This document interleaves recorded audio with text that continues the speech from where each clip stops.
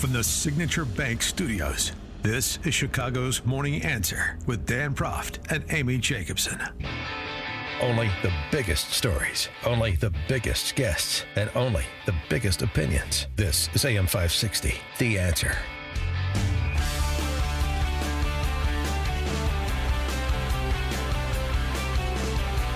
Top of the morning, Dan and Amy.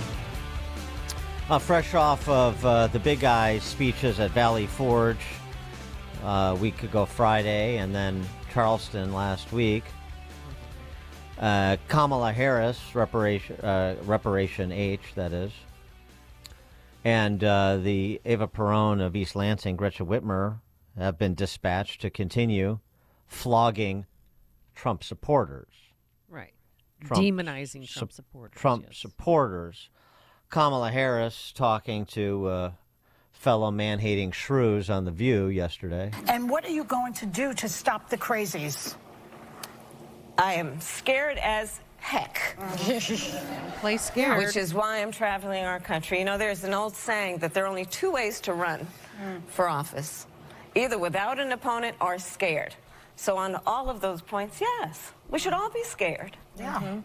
But as we know, and certainly this is a table of very powerful women. Very powerful. We don't run away from something when we're scared. We fight back against it. That's right. The seals clap.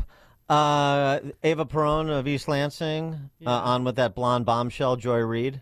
Oh, that's right. Donald Trump still has a grip on the Republican Party. He and his MAGA extremists are the standard bearers for today's Republican Party. And it's not reflective of who we are as a nation. It's not reflective of where we need to be headed as a country as we think about our standing globally. Mm-hmm. Get used to that. You're going to hear a lot of it. That and nothing but that from now until November. The only possible addition will be if they're able to get one of these corrupt federal and state prosecutors to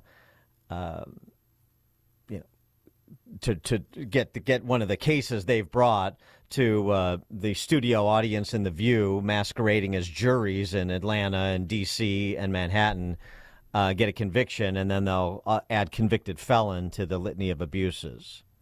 But it's always going to be MAGA and MAGA extremists. It's always going to be Trump and the crazies, because this is about annihilation of dissent. That's what this campaign is about. We'll develop that more perhaps a bit later, but this is so much more than just about this is the path that Biden has to pursue because it's the only path available to him, and it's high risk, say the pundits, and so on and so forth. Completely missing it, in my view. For more on all this, please be joined by Amber Duke, née Athey. Oh, somebody got married. She is the Spectator's Washington editor. She's also the author of the book, The Snowflakes Revolt, How Woke Millennials Hijacked American Media. Amber, thanks for joining us. Appreciate it. Absolutely. Good to be back. Congratulations on your marriage, I guess, right? I didn't get an invite. Thank you, yes. Yeah, Dan yeah, loves I know. It weddings, must have got too. lost in the mail. Yes, Yeah. precisely. Well, let me know where you're registered. All right, so let's talk a little bit about Trump before we talk about the response from Team Biden. You had an interesting piece about the Veeps, the potential Veeps, at least the potential female Veeps. Of course, Trump has said that he's made his selection already, and there's rumors going in a lot of different directions, understandably and desirably. That was, I think, the point. But some of the women you think are on the short list, and if you have any particular perspective on who you think, if it is one of them, it would be.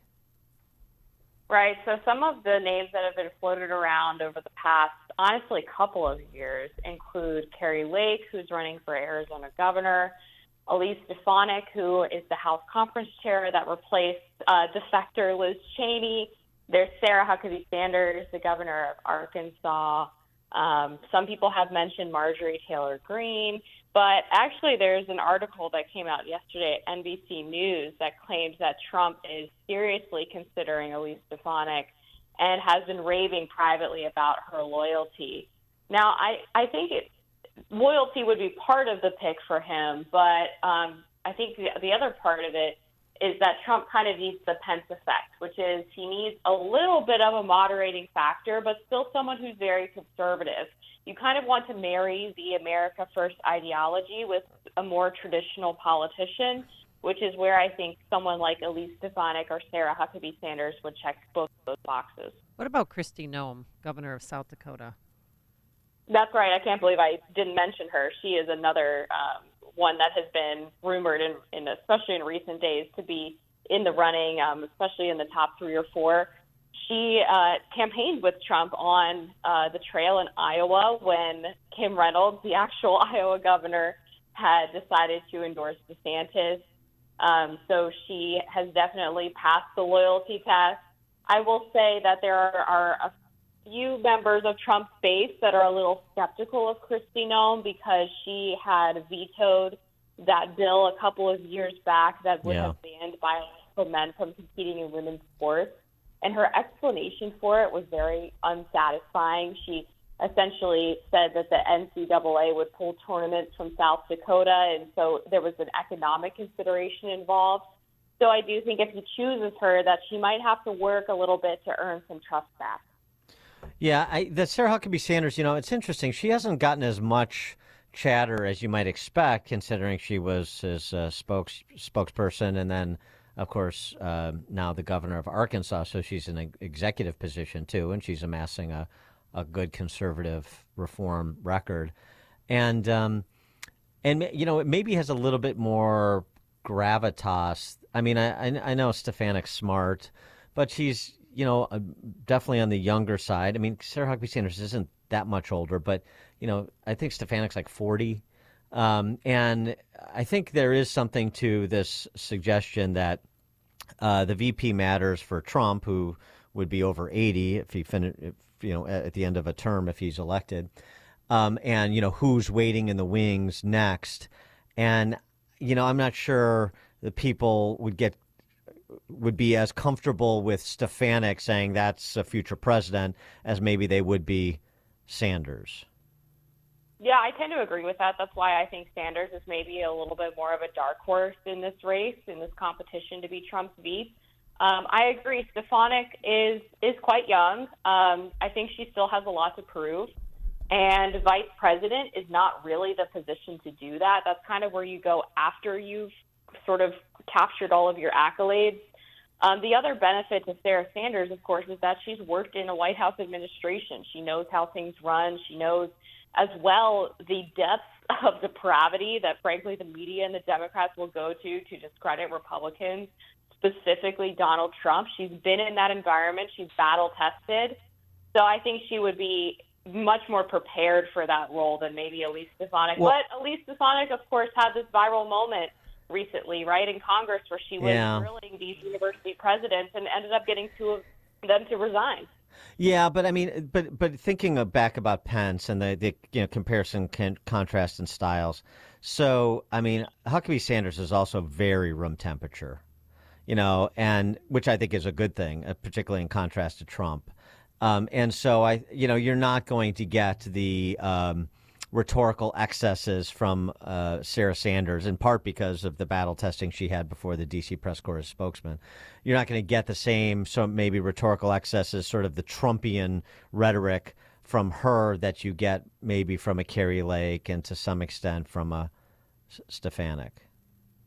Yeah, I think that's true. She's on message 100%. And one of the benefits of Pence that you alluded to is that he was sort of able to let Trump have his moment. He was more than happy to kind of be in the background and go out and speak to certain voting groups when it made sense. And he was able to go out and sell the president's message in a way that maybe was more palatable to people who are not diehard MAGA people.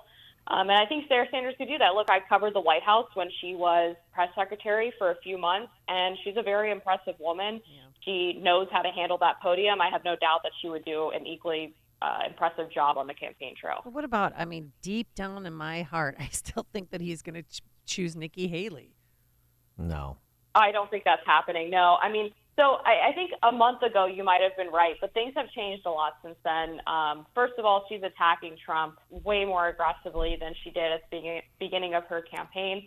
And Trump's been attacking her, right? which doesn't always mean everything, because he is, of course, more than happy to accept endorsements from people that he's attacked in the past. But his son, Donald Trump Jr., I think kind of put the nail in the coffin when the rumor was floating that Nikki Haley would be chosen. People, of course, were very upset by this because she's very neoconservative.